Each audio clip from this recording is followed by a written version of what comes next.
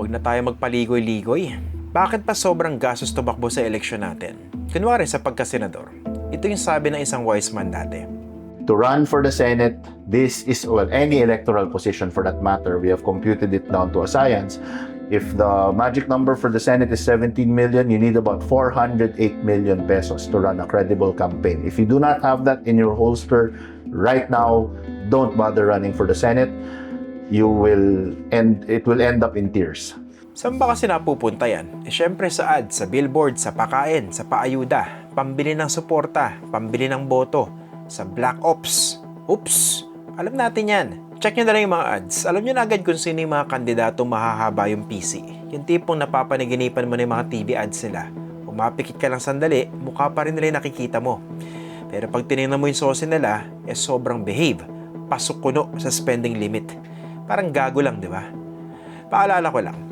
May limit sa pwedeng gastusin ng isang kandidato depende sa tinatakbuhan nitong posisyon. Pwedeng 3 piso, 5 piso o 10 piso multiplied sa bawat rehistradong botante para sa posisyon tinatakbuhan mo. So kung trip mo mag-senador, nasa mga 220 million ang limit mo dapat. Laking pera pa rin, di ba?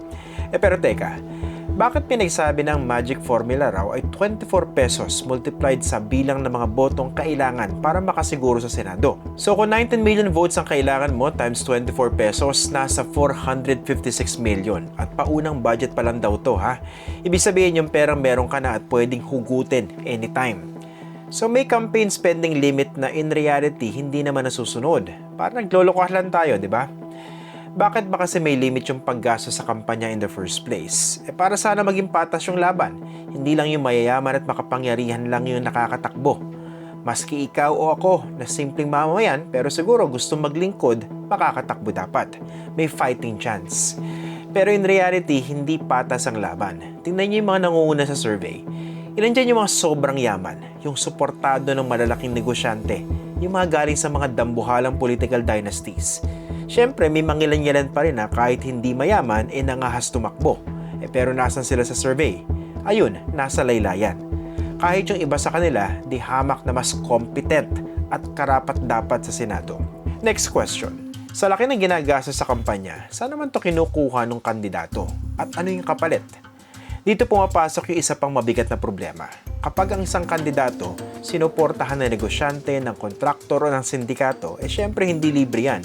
Hindi po yan donasyon, investment yan. At kapag nanalo, asahan mong may ROI o yung return on investment. Ang masakit pa dito, ang balik hindi galing sa sariling bulsa ng kandidato, kundi galing sa kaba ng bayan. Sa buwis sa pinaghihirapan ng bawat ordinaryong Pilipino, ikaw, ako, tayong lahat. Paano ka makakapaglingkod ng tapat kung may utang ka na agad, hindi lang na pera, kundi ng loob? Kaya sa darating na eleksyon, isang hamon ito sa atin. Kilatisin natin hindi lang ang plataforma, kundi pati ang pinansya ng kandidato. Tanungin natin, sino ang nagpondo sa kampanya mo? Paano mo yan babawiin? Sino ang gustong makinabang? Alam nyo, minsan naiisip ko hopeless itong eleksyon natin. Walang pagbabago. Sila-sila na lang, paikot-ikot lang, papalit-palit lang. Same old, puro bulahan. Pero bawal sumuko, bawal manlumo. Kasi kung ganon, lalong mamamayagpag itong mga hayop na to.